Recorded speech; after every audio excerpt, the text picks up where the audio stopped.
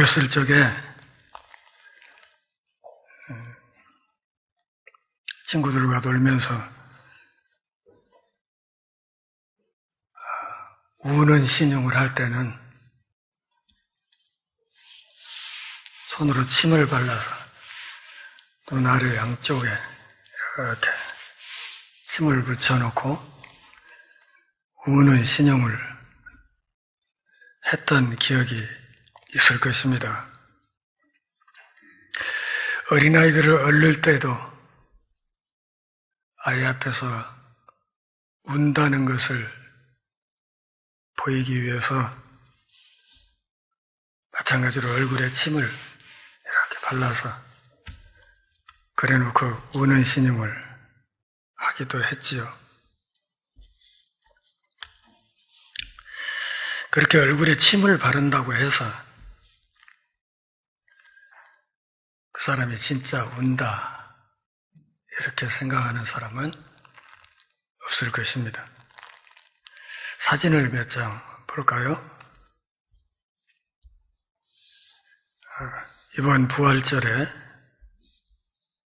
서울 시내에서 부활절 퍼레이드를 했습니다. 한가운데 서 있는 사람, 여러분들이 알만한 사람입니다.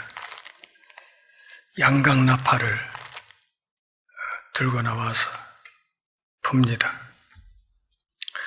또 구약의 법궤 모양을 이렇게 만들어서 들고 행진하기도 합니다.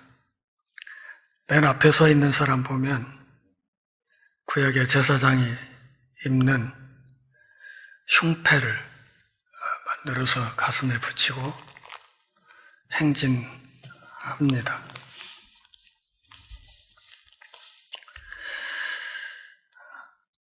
행사를 기획을 잘해서 잘했다 이렇게 말하는 사람들도 있지만 또 다른 한편에서는 양강나팔과 법궤와 흉패가 예수 그리스도의 부활과 도대체 무슨 관련이 있는가 이렇게 반문하면서 아주 정신 나간 사람들이라고 그렇게 욕하는 사람들도 있습니다.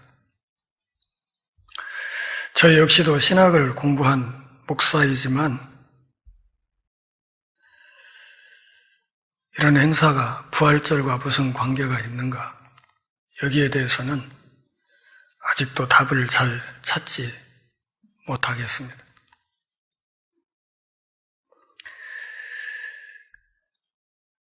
부활절 행사라기보다는 그냥 부활절 쇼라고 그렇게 말을 하는 것이 더 낫겠다 싶습니다. 예수님은 본문 앞에서 기도에 대해서 또 구제에 대해서 가르치셨습니다. 이어지는 세 번째 주제가 바로 오늘 우리가 다루게 된 금식입니다. 이 금식은 신앙적인 이유로 일정 기간 동안 음식을 삼가하는 것을 의미합니다. 예수님은 제자들이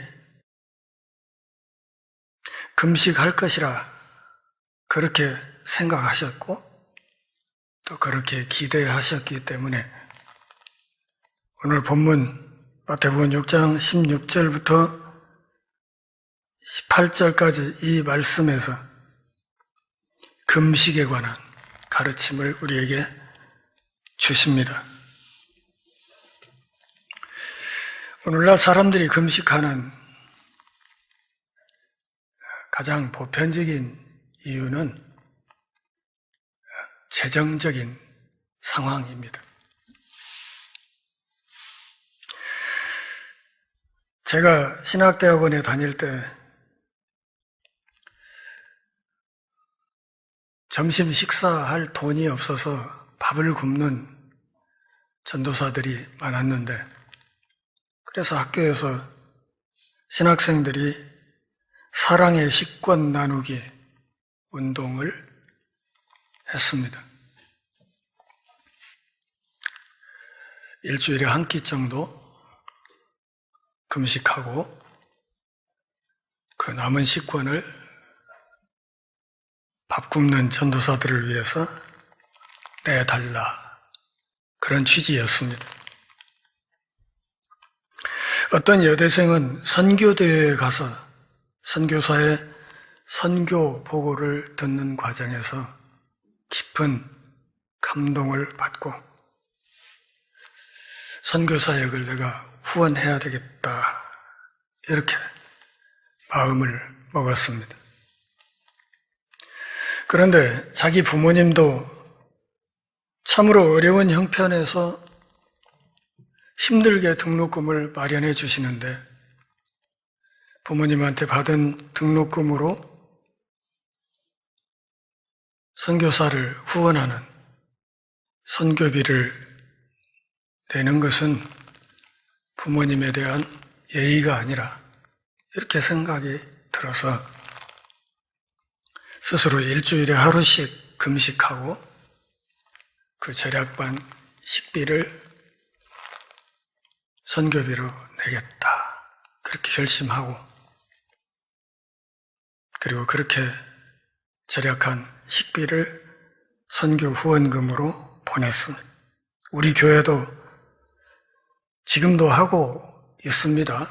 주보에 지면이 모자라서 문구를 잠시 빼놓기는 했지만, 남북 나눔을 위한 금식을 건강한 분들은 일주일에 한 끼 정도 금식하고 절약한 식비를 북녘 동포들을 돕기 위해서 헌금을 해 주시라, 그렇게 오랫동안 부탁을 드렸고, 실제로 그렇게 해서 우리 교회에서 북녘 동포들을 돕는 사역을 지금까지 꾸준히 해 왔습니다. 그런가 하면 어떤 사람들은 체중을 조절하기 위해서 금식하는 경우도 있지요. 또 어떤 사람들은 실제로 삶의 형편이 너무 어려워서 하루 3끼 밥을 먹을 형편이 안 되어서 어쩔 수 없이 금식하는 경우도 있습니다. 지금까지 말씀드린 몇 가지 사례는 오늘 본문에서 예수님이 말씀하시는 금식과는 아무 상관이 없습니다. 예수님이 말씀하시는 금식은 조금 전에 제가 말씀드린 몇 가지 사례를 전제하고 하시는 말씀이 결코 아닙니다. 그렇다면 예수님이 지금 금식에 대해서 말씀하시는 이 내용을 우리가 이해하기 위해서 구약 성경을 먼저 살펴볼 필요가 있습니다. 구약 시대의 금식은 신약 시대의 금식 목적과 전혀 다른 목적이 있었고, 그리고 이러한 신약과 구약 사이에 금식의 의미 변화가 일어나는 중심 본문이 오늘 우리가 다루는 마태복음이라는 사실을 알아야 합니다. 그렇다면 구약 시대의 금식의 목적은 무엇이었는가? 금식은 항상 죄에 대한 애통과 회개와 관련이 있었습니다. 레위기 16장 29절 그리고 23장 26절부터 31절까지 말씀을 보시면 레위기 16장 29절에서 매해 7월 10일에 온 민족이 금식해야 된다, 이런 규례를 만들어 놓았습니다. 23장 26절부터 31절까지 있는 말씀 가운데 괴롭게 한다 하는 말이 있는데, 이 스스로 괴롭게 한다 하는 이 말이 곧 금식을 가리키는 것입니다. 히브리 민족 전체가 1년에 하루 대속죄일에 금식해야 했습니다. 이날은 자기들의 죄를 슬퍼하고 하나님께서 제사를 통해 베푸신 하나님과의 화해를 기다리는 날이었기 때문입니다. 이것은 구약에서 이스라엘이 특별히 금식하라는 명령을 받은 유일한 경우였습니다. 그러니까 하나님이 이스라엘 백성들에게 금식해라 이렇게 명령한 것은 1년에 며칠? 하루였다는 말이에요. 이 특별한 규례에 의해 그 밖에 금식은 자발성에 기반했습니다. 대속죄일을 뺀 나머지 날짜에 금식하는 것은 각자 알아서 하는 것이었다. 그런 뜻입니다. 이 관습은 국가 재난이나 국가적인 애도 행사로 발전되었습니다. 요엘서 2장 12절 말씀을 보면 요엘서에서 이 금식은 백성들에게 회개를 촉구하는 하나님의 부르심의 일부였습니다. 요나서 3장 5절 말씀을 보면 니느웨 사람들은 요나의 전도 메시지를 듣고 금식하고 회개함으로써 하나님의 진노와 심판을 늦출 수 있었습니다. 사사기 20장 26절, 사무엘상 31장 13절, 그리고 7장 6절 말씀을 보면 이스라엘은 베냐민과의 내전, 사울과 요나단의 죽음, 그리고 선지자 사무엘 아래 국가적 부흥의 일환으로 금식했다는 사실을 알 수 있습니다. 금식에 해당하는 히브리어 단어는 회개하여 하나님 앞에서 영혼을 낮추는 것을 뜻합니다. 이것이 구약시대 금식의 중심적인 특징이었음을 금식이 언급된 다른 두 본문에서 그 확실한 증거를 찾을 수 있습니다. 첫 번째는 마태복음 9장 14절 15절 말씀입니다.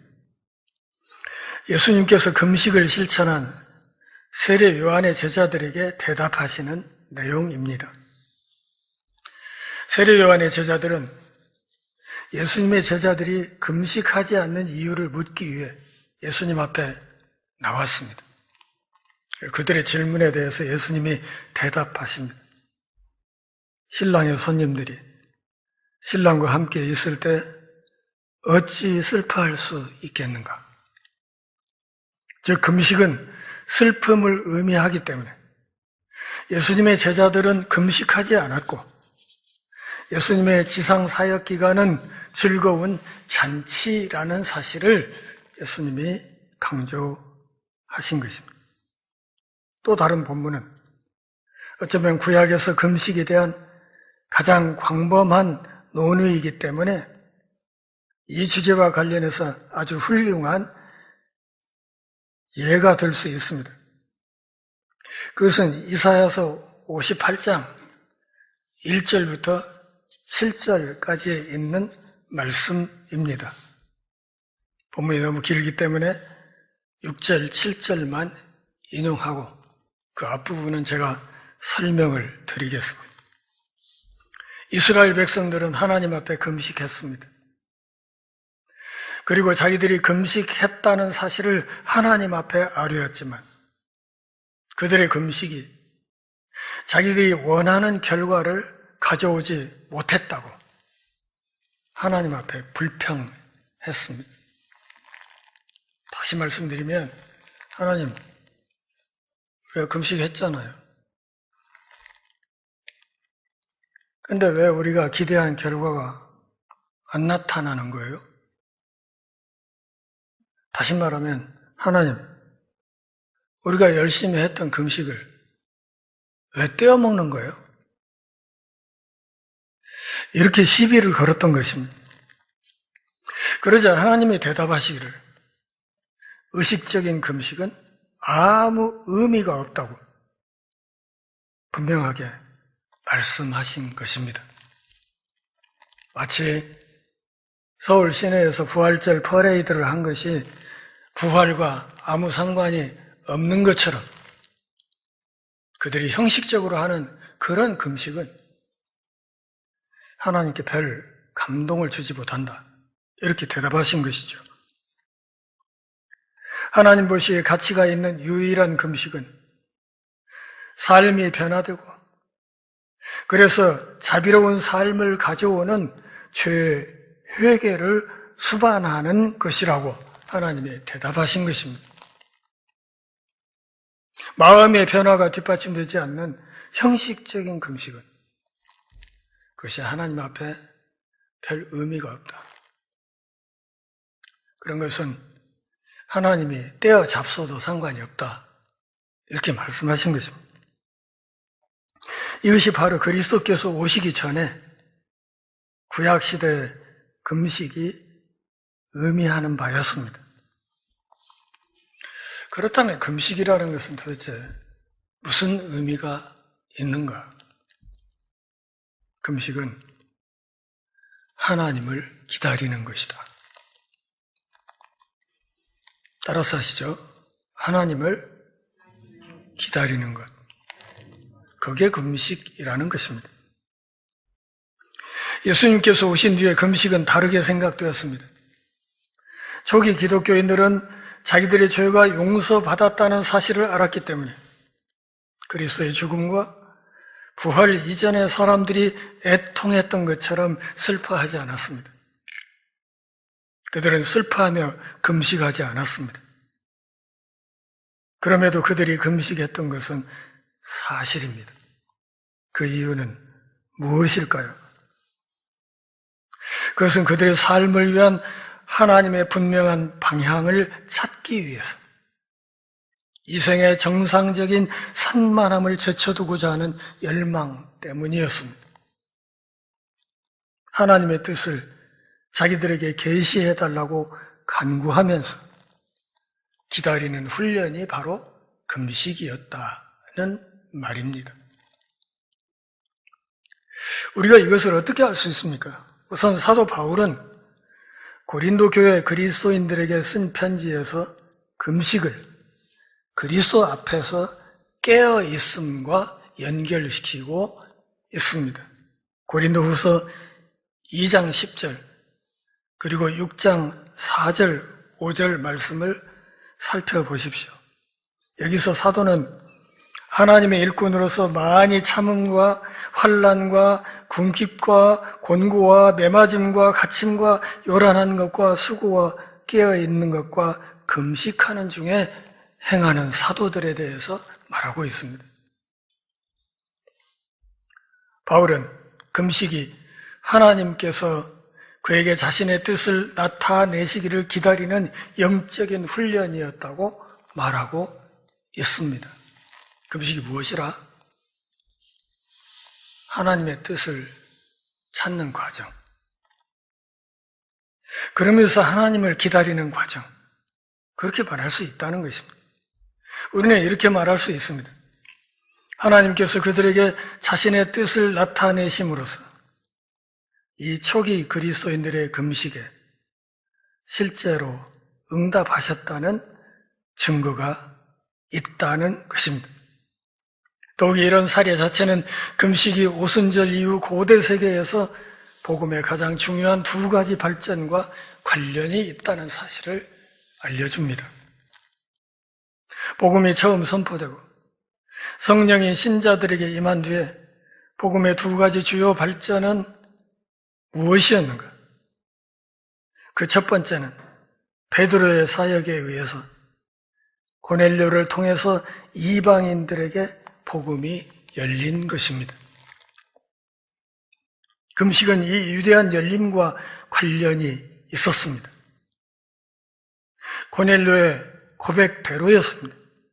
우리는 사도행전 10장에서 베드로가 온갖 짐승이 들어있는 큰 도자기가 하늘에서 내려오는 환상을 보고 그 환상을 따라 이방인 백부장의 집으로 간 후에 고넬료가 그 이유를 설명하기 위해 말했다는 사실을 확인할 수 있습니다. 고넬료는 사도 베드로를 불러서 이렇게 말했습니다. 사도행전 10장 30절부터 32절 말씀을 보십시오. 갑자기 빛난 옷을 입은 한 사람이 내 앞에 서서 말하되 고넬료야, 하나님이 네 기도를 들으시고 네 구제를 기억하셨으니 사람을 요빠에 보내어 베드로라 하는 시몬을 청하라. 베드로가 이 중요한 계시를 받은 것은 그가 금식하고 있을 때였습니다. 다시 말하면 신약시대 금식은 선교사역 혹은 복음사역의 확장과 관련이 있다는 말입니다. 또 다른 좋은 예는 사도행전 13장 2절, 3절에서 찾을 수 있습니다. 본문은 바울의 선교여행 그 시작을 설명하고 있습니다. 여기서 우리는 안디옥 교회가 주를 섬겨 금식할 때 성령이 이르시되 내가 불러 시키는 일을 위하여 바나바와 사울을 따로 세우라 하시니 하는 이 말씀을 확인할 수 있습니다. 금식하며 기도하고 두 사람에게 안수하여 보냈다고 사도행전이 기록하고 있습니다. 다른 말로 하면 금식기도 모임에서 로마세계 전역의 이방인들을 위한 바울의 평생 사역을 불러일으킨 하나님의 계시가 임했다는 것입니다. 그러니까 금식은 신약시대에 어떤 의미가 있다는 것입니까? 그것은 하나님이 우리에게 주시는 소명을 확인하는 과정이 된다. 그런 뜻입니다. 복음의 확장, 선교사역과 관련이 있을 뿐만 아니라 하나님이 나에게 무슨 일을 시키고자 하시는가를 확인할 때 믿음의 선배들이 금식했다는 뜻입니다. 여기에 금식의 용도와 목적에 큰 변화가 있습니다. 그 변화는 우리가 연구하고 있는 주 예수 그리스도의 말씀에서 찾을 수 있습니다. 그는 금식이 외적인 경건의 한 형태라고 말하지 않았습니다. 그는 그것을 몸의 복종을 위한 연습으로 여기지도 않았습니다. 그것을 사회적 저항의 수단으로 여기지도 않았습니다. 그는 이 금식이 개인의 영혼과 하나님 사이의 개인적인 고리라고 가르쳤습니다. 너는 금식할 때 머리에 기름을 바르고 얼굴을 씻으라. 이는 금식하는 것을 사람에게 보이지 않고 오직 은밀한 중에 계신 네 아버지께만 알게 하려 함이라. 은밀한 중에 보시는 네 아버지께서 갚으시리라. 오늘 본문에서 주님이 그렇게 말씀하셨습니다. 네 아버지가 갚으신다. 보상이 있다는 말이죠. 물론 이 보상은 돈이 아닙니다. 직장에서의 승진도 아닙니다. 그것은 하나님 아버지의 임재와 그의 뜻의 계시에 대한 보상입니다. 예수님은 우리가 사람이 아니라 주님 앞에서 금식하는 한 그 목적에 금식의 가치가 있다고 가르치셨습니다. 오늘 설교는 이걸로 일단 끝났고, 그러면 금식이 그런 의미라면 신약시대의 금식이 구약시대와 약간의 차이가 있는 것이라면 이 말씀을 오늘 우리는 어떻게 적용할까? 따라서 하시죠. 사물로부터의 금식. 그러니까 금식하면 그냥 음식을 끊는 것이라고 음식만 생각하는데 그게 아니라는 거죠. 내 삶을, 흐름을 형성하고 있는 모든 사물로부터의 금식으로 이것을 우리가 적용해야 된다. 그런 말입니다. 오늘 본문을 읽고 나면 금식에 대한 진리가 우리가 더 멀리 나아가는데 도움이 된다는 것을 알 수 있습니다. 금식이 외부적인 종교적 행위가 아니라 그리스도인이 하나님의 뜻을 구할 수 있는 금욕의 기간이라면 다른 방법으로도 금식의 본질을 이룰 수 있다는 것도 사실이기 때문입니다. 그것은 비단 음식만이 아니라 우리가 관심 가지는 사물을 삼가함으로써 성취될 수 있습니다. 우리에게는 이것이 먹지 않는 것보다 훨씬 더 중요할 수 있습니다.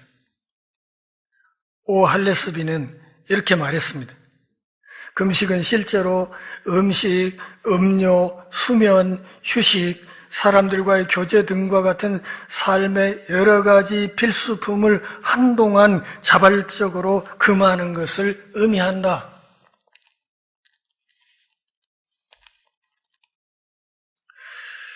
제가 병원에 입원해서 퇴원할 때까지 핸드폰,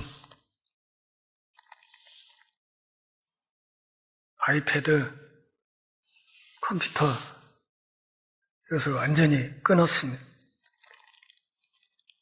누구한테서 무슨 연락이 오는지 전혀 몰랐습니다. 뉴스가 어떻게 돌아가는지 전혀 몰랐습니다. 좋은 게 있더라고요. 머릿속이 좀 조용해졌습니다. 디지털 금식을 한 것입니다. 우리가 정상적인 일과를 제쳐두어야 할 만한 한 가지는 성경을 연구하는 것입니다. 혼자 성경을 공부하는 것이든 모임을 만들어서 여럿이 함께 하는 것이든 간에 금식과 연관된 또 다른 중요한 주제는 성경 연구라는 것이죠. 다시 말하면 성경을 연구하기 위한 금식이 있을 수 있다는 것입니다. 이것이 오늘 본문의 요점에 훨씬 가깝습니다. 왜냐하면 하나님께서 우리에게 말씀하시고 우리에게 그분의 길을 계시하시는 것은 다른 어떤 방법보다도 성경 공부를 통해서이기 때문입니다. 아까 금식이 하나님의 뜻을 확인하는 과정이라고 말씀드렸기 때문에 그렇습니다. 성경을 연구하기 위해서 내 삶에 그리고 내가 깊은 관심을 갖고 있는 어떤 사물들과의 거리를 일정 기간 둘 수 있습니다. 때때로 우리의 금식은 오락과 같은 것, 아마도 텔레비전으로부터 우리를 멀어지게 할 것입니다. TV 안 봐도 안 죽어요? 그거 괜찮습니다. 안 봐도. 이 모든 것이 우리에게 어떻게 적용될지는 모르겠습니다. 그러나 우리의 일상이나 습관이 무엇이든 간에 하나님과 시간을 내기 위해 일시적으로 제쳐두고 싶은 일상적인 것이 분명히 있을 것입니다. 하나님과 더 친하게 지내기 위해서 내가 내 삶을 조정해서 차단하고 끊어야 될 것들이 있다, 그런 말입니다. 우리가 사람들에게 내가 금식한다 떠들지 않아도 그러나 은밀한 중에 보시는 아버지께서 갚으시리라는 예수님의 분명한 약속이 우리에게 있습니다. 누가복음 18장 12절 말씀을 보면 예수님 당시 바리새인들은 사람들에게 보이려고 얼굴을 흉하게 하며 침 발라서 눈 밑에 이렇게 하듯이 일주일에 이틀씩 금식했습니다. 여러분, 일주일이 이틀이면 1년이면 며칠이에요? 104일인가요? 1년 365일 중에 3분의 1을 굶고 살아. 그래갖고 사람 구실을 할 수 있을까요? 하나님은 분명히 1년에 하루만 하라고 말씀을 하셨는데도 이왕이면 하루 더 하는 게 낫잖아? 하루 더 하면 하나님이 더 감동 먹지 않겠어? 이래가지고 세월이 흐르면서 예수님 당시의 바리새인들은 일주일에 이틀씩 금식했다. 그리고 하나님 앞에서도 자랑합니다. 하나님, 저는 일에 이틀씩 금식하고 저기 저 세리와 같지 않음을 감사하나이다.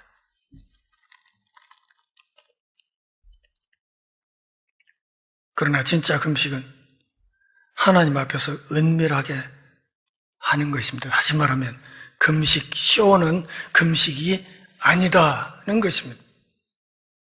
금식은 하나님과 신자 사이의 합법적인 신앙 훈련입니다.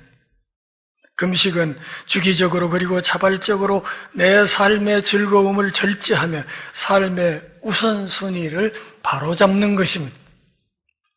성경적인 금식은 금욕주의도 아닙니다. 금식은 우리가 하나님께 의탁하고 있음을 드러내면서 하나님께 한 걸음 더 가까이 다가가는 때입니다. 하나님은 그런 신자들의 마음을 은밀히 살펴보시는 분입니다. 하나님 앞에서의 금식은 그런 점에서 우리 삶의 속도를 늦추는 것입니다.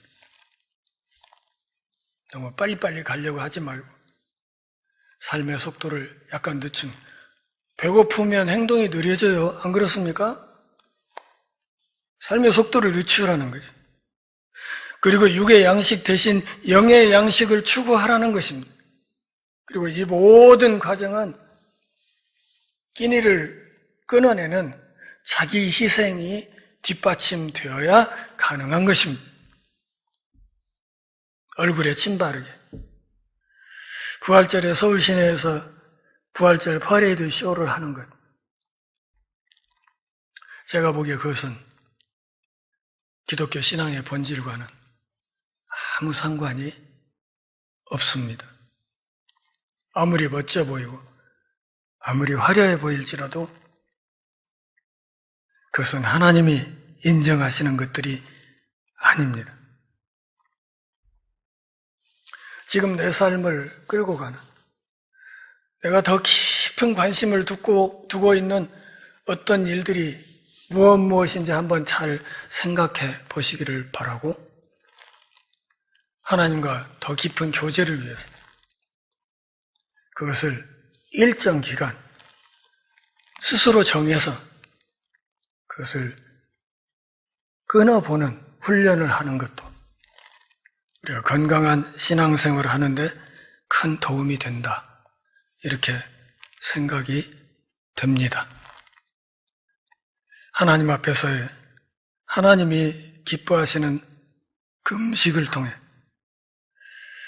하나님과 더 살갑게 사랑을 나누는 복된 삶을 더 열심히 살아갈 수 있기를 바랍니다.